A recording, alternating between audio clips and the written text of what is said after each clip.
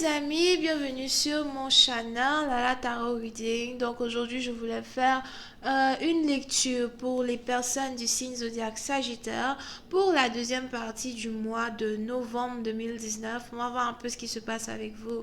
N'oubliez pas que les énergies sont interchangeables, ça peut résonner avec vous comme ça peut résonner du côté de votre partenaire. Et si ça ne résonne pas des deux côtés, ça veut juste dire que je n'ai pas de message pour vous aujourd'hui. La suite de cette vidéo sera disponible sur Vimeo pour tous ceux qui sont intéressés. Je vous invite donc à cliquer sur le premier lien en bas de la vidéo pour avoir accès à la suite. Pour les autres, si vous voulez une consultation privée avec moi, je suis disponible mercredi, samedi et dimanche pour répondre à toutes vos questions. Vous n'avez qu'à cliquer sur le deuxième lien pour réserver votre consultation. D'accord? Ok. Please give me a reading for the Sagittarius for the month of November 2019. Can I please have a reading for the Sagittarius for the second part of the month of November 2019? A reading for the Sagittarius for the second part of the month of November 2019. Sagittarius energy, second part of November 2019 from the 16th to the 30th. Thank you.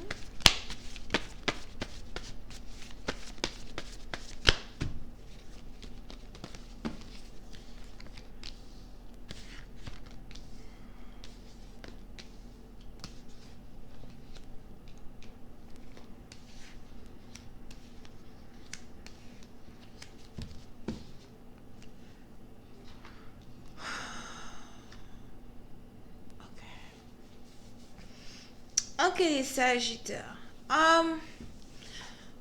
Pour une certaine partie d'entre vous, il est probable que vous soyez ici connecté à une personne avec qui vous devez normalement avoir un enfant, d'accord? Pour une certaine partie d'entre vous, soit vous êtes ici donc dans une situation avec le père de votre enfant ou encore la mère de votre enfant, ok? On a ici une personne qui est enceinte, here, qui attend un enfant. Pour une certaine partie d'entre vous, si vous n'êtes pas enceinte, peut-être donc dans le futur, vous risquez d'être enceinte. Parce que je ressens fortement ici la venue d'un enfant, la venue d'un futur bébé.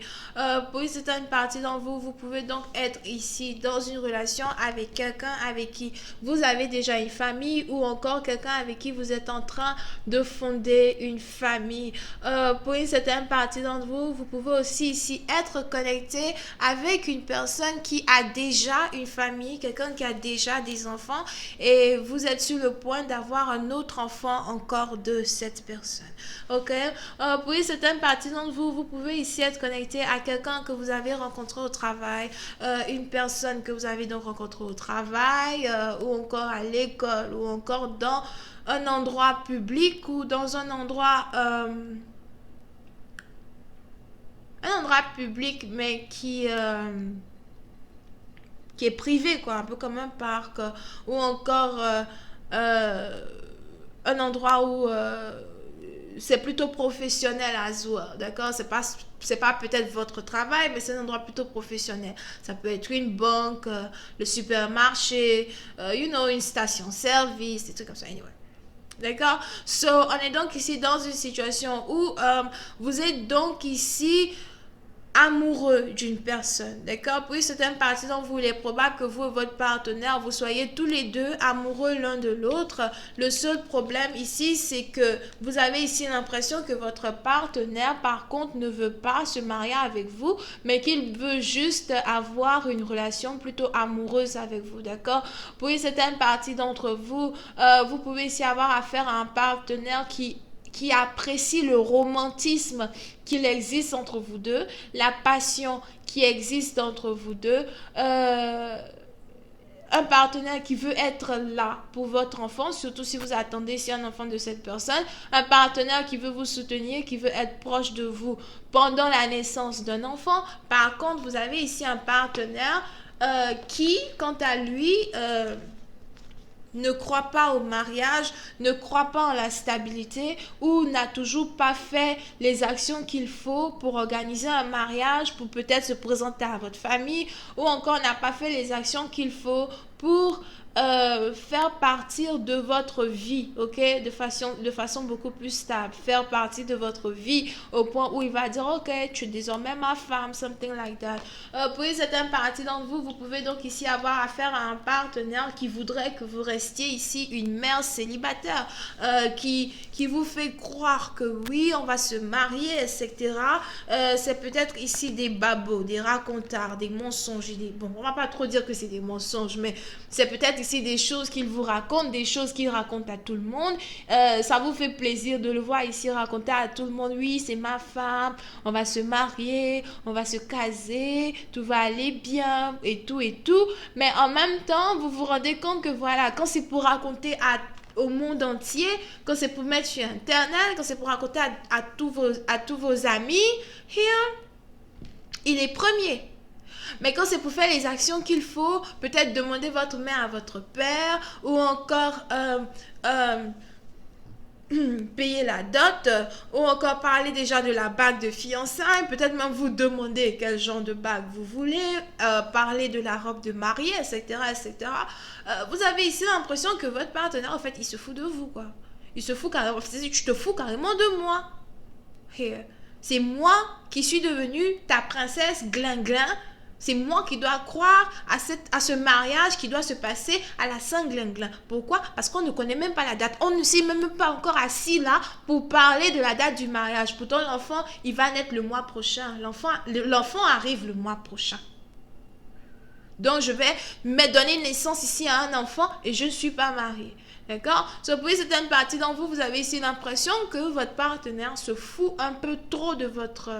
on va pas dire le mot. Oh, c'est même pas grave, se fout un peu trop de votre gueule. Et vous avez ici l'impression que voilà, il n'est pas sincère dans la situation, il n'est pas sincère dans la relation du genre, moi je me suis donné à toi, voici mon corps, je vais pas dire mon âme, mais mon corps, mon énergie, et aujourd'hui je t'apporte la plus belle chose qui puisse t'arriver, un enfant, mais tu n'es même pas capable d'essayer de m'épouser, tu n'es même pas capable d'essayer de te stabiliser avec moi, ok? Et cela, ça vous pose réellement un gros problème parce que vous, tout ce que vous souhaitez, c'est, comment ça s'appelle, faire partir de la famille de quelqu'un ou encore parler de votre partenaire à vos parents. Pour une certaine partie d'entre vous, il est probable même que vous ayez ici votre famille, vos parents, etc., qui ne sont pas réellement contents de la situation parce qu'ils ont l'impression que c'est plutôt inacceptable que vous ayez à donner naissance ici à un enfant sans être marié, d'accord? Pour une certaine partie d'entre vous, c'est peut-être même ici comme une certaine désolation ou encore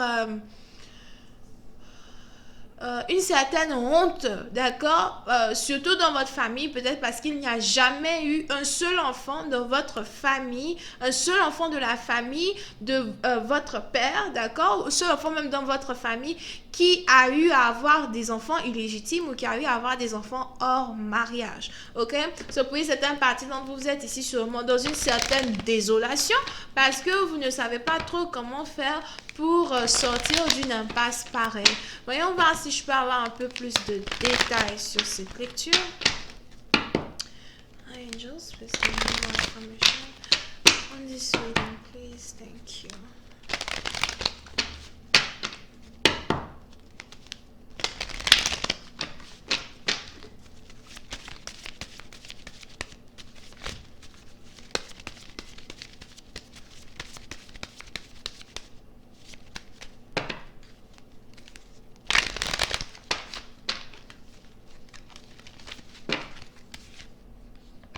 Yep.